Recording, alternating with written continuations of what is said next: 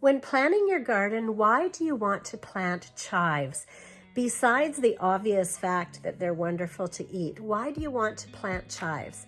Chives have so many benefits. One thing is that if you plant chives near your carrots and tomatoes, they will actually improve the flavor of the carrots and tomatoes. It's awesome.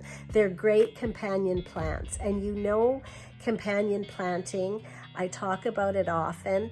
It's when you plant things next to each other to improve each other. Also, chives, aphids do not like chives.